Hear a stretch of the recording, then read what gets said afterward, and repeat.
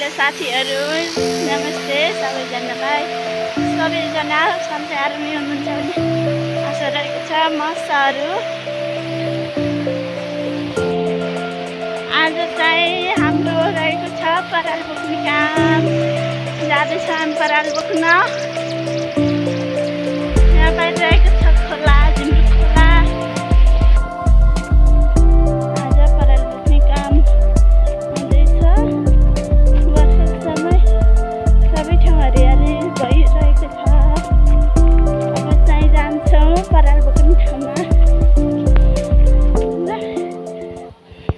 पराल बोक्ने सुरु हुन्छ। अब चाहिँ जाँदैछौँ। घाम लागिरहेको छ, केही देखिँदैन। पारिपट्टि हाम्रो गाउँ देखिरहेको छ। पारि घर छ भने वारी खेत छ, देख्न सक्नुहुन्छ। अब चाहिँ मैले टिप्छु फर्सीको मुन्टा। खेतमा चाहिँ अलिक धेरै नै फर्सी रोपेको